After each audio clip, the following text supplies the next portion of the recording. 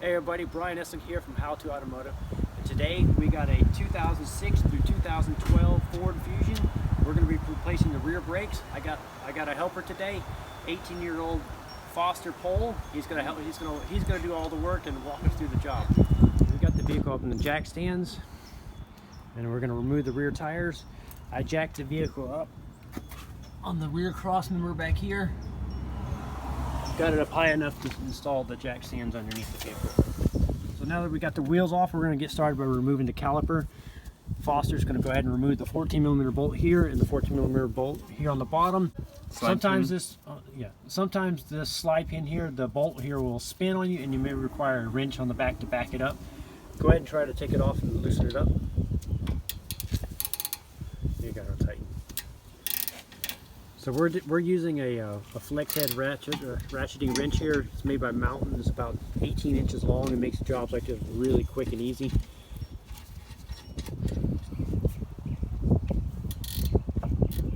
Alright, so now we need to, once we got the bolts out from the top and bottom here, we need to pry the caliper off. If they can get stuck on here sometimes, use a little pry tool or a good quality screwdriver and work it back and forth like he's doing here. And the caliper will come free. Now, once you got it off, we can go ahead and take the caliper and just set it up on top of the suspension and let it rest. We want to prevent it from hanging from the hose if we can possibly help that. So now we're going to take the caliper bracket off. Foster's going to remove the 13mm bolt here, and there's going to be a 13mm bolt here. It's a little tricky to get to. You actually have to go through the suspension here with an extension with your ratchet. So go ahead and remove the top bolt, and then I'll...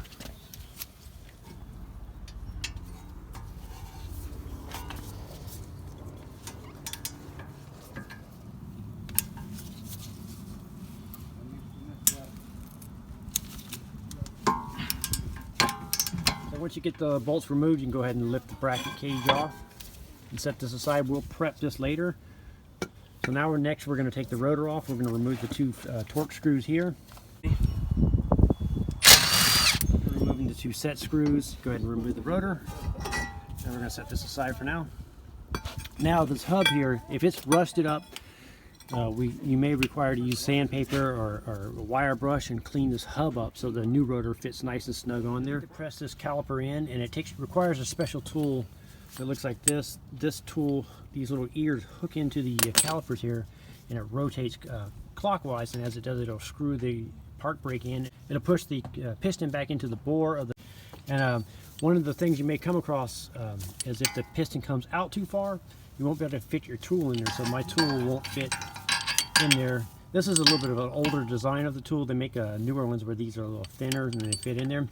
So what we're going to have to do is we're going to take this tool apart like this and take the puck off and put it on here like this, and then we're going to use a ratchet and an extension, and we're going to rotate this clockwise and screw it in a little bit, and then once we get a little bit more space in there, then we can hook the rest of our tool up and spin it in. Go ahead and spin this in. So he's going to turn it clockwise and spin it, and sometimes this boot here will spin and try to twist up on it, and if it does, it may require you to use a pick tool like this and kind of pick the boot open, kind of like this, and then you're allows you to adjust the boot consisting.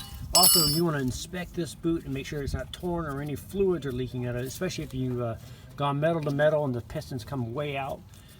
It's pretty common for these to leak. So this one's in good shape, so we're just going to screw this one back in. Push this piston back in, though, we're going to spray it with a little brake clean and clean this boot up and make sure this is in good shape and inspect it. Ready? Yeah, go ahead. So we're going to twist this in a little bit with the tool by hand. And we're getting lucky here where our boot is not, it's spinning and it's not binding up on us. So he's pushing inwards and twisting clockwise at the same time, and that's drawing the piston back into the bore, the caliper there. And once he gets it going a few turns, then we'll hook the rest of the tool back up, and I'll show you how to use that. So now we went ahead and screwed the tool in place. I guess we can show you how to do that.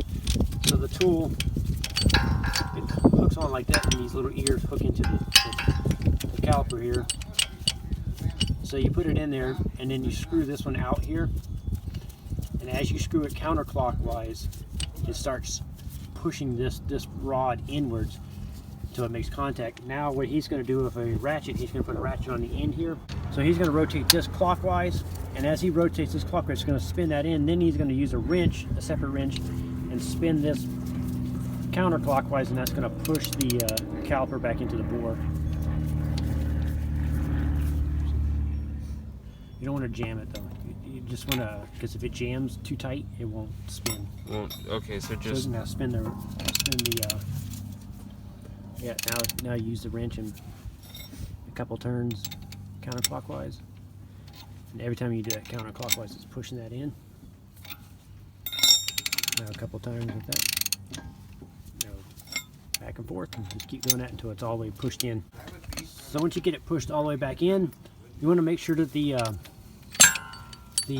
hash marks are straight up and down like this. So if it's twisted off to the side or whatever, the brake pad has a little nipple that fits in here. So you want to make sure it's straight up and down and horizontal like that.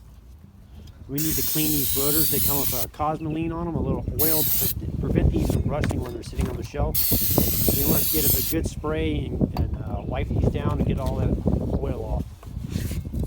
So now we're going to line up the ports on the rotor to the hub here and go ahead and install that and reinstall the set screws.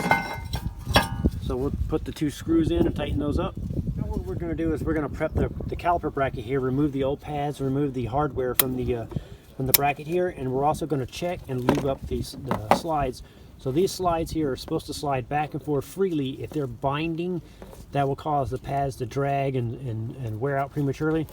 So what we're going to do is we're going to peel these boots back like this, pull this pin out, and we're going to apply some brake lube on it. So now that we get the slide pins out, we're going to remove all the old grease by wiping it off and cleaning it up.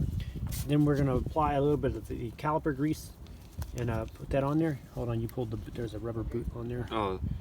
So you got to make sure that, so slide that back on. That's funny, I thought that was grease. So now you're going to just put a few little dabs on there and work it in with your fingers. That's good. Nice and lubed, and now we're going to install it back in there. And also, if the boots are torn, you may require we're getting a new hardware kit.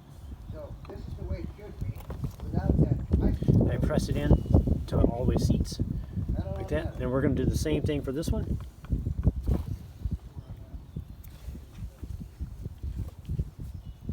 Also, if you notice, this pin is slightly different. The other one had a rubber bushing on it, and the bottom one doesn't, or actually was the top one does not have the rubber grommet on it. You want to pay attention to that, because if you try to put this pin in here, it'll bind and it won't work right.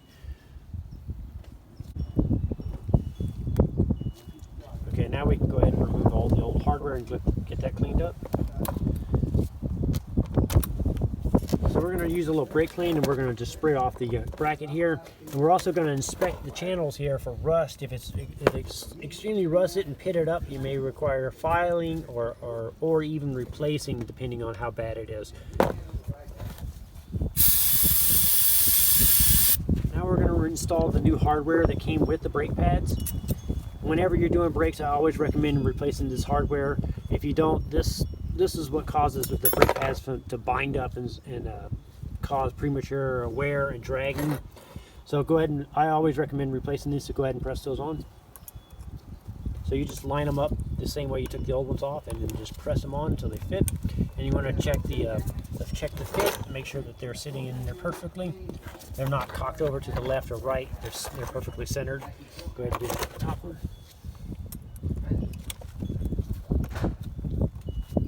Okay, now before we put this bracket back on to the over the rotor, what we're going to do is put a little bit of thread locker on the threads here. These prevent the bolts from vibrating loose and coming back off. It's for a little added protection. I recommend using the blue by Permatex. So put a couple dabs on the threads on the inside. Yeah.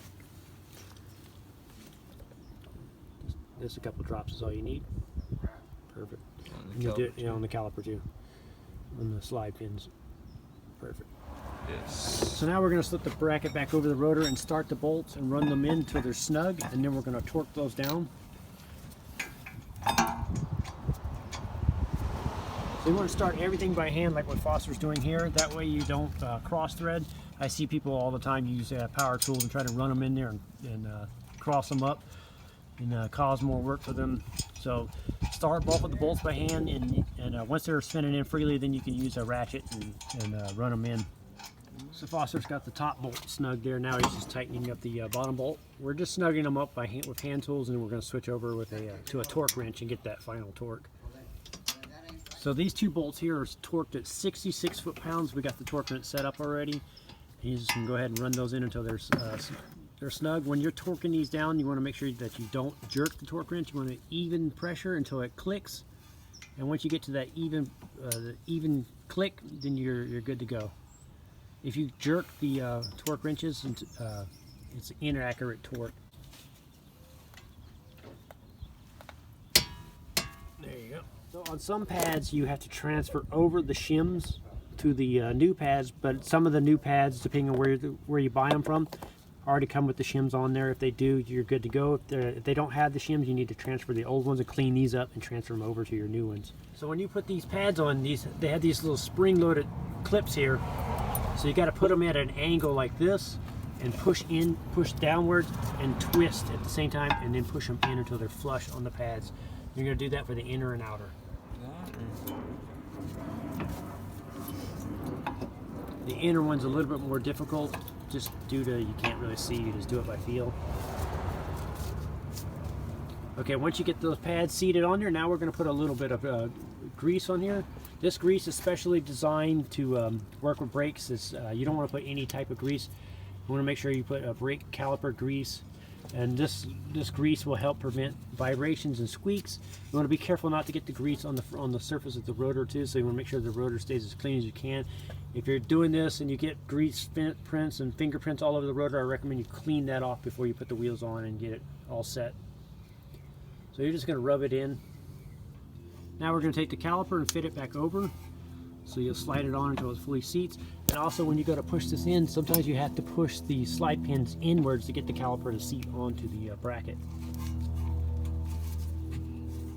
Now that we got the caliper on and seated, we're going to start the two bolts and torque those down. You definitely want to start these bolts by hand. You don't want to use power tools. It's really easy to cross thread them and strip them out. So once you got them started in by hand, both of them, then you can run them in until they're snug, and then we'll switch over to a torque wrench and torque them down to 19 foot-pounds. Now we're going to back the torque wrench back down, and we're going to set this to 19 foot-pounds and torque those two bolts.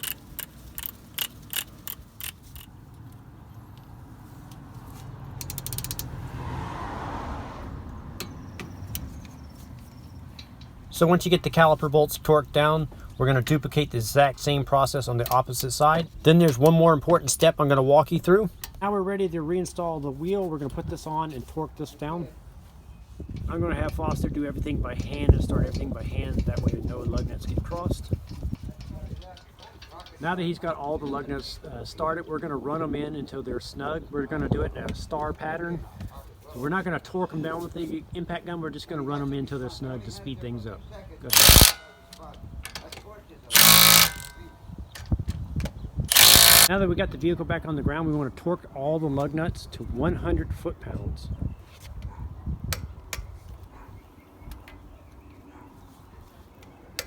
So now we're almost done. The last step to do is we need to pump the brake pedal. And the reason why is we push these calipers in, and when we push these calipers in, all the brake fluid went back up the line and into the master cylinder. So we need to pump the fluid from the master cylinder back into the caliper and fill it back up. So I'm going to have Foster jump in the vehicle, and he's just going to pump the pedal slowly 5 or 6 times until he gets a nice firm pedal. So once the pedal is hard, now that all the fluid has been pumped back into the wheels, and you're good to go. If you do this and you have a spongy pedal even after doing this, I recommend you bleed the brakes, but you should not have to do it like that. That'll complete the job of replacing the rear brakes on a 2006 through 2012 Ford Fusion. I'd like to thank Foster for helping me out. I'd like to thank you guys for watching my videos. We will link up all the parts and tools that we use in this video in the description. Thank you again for watching.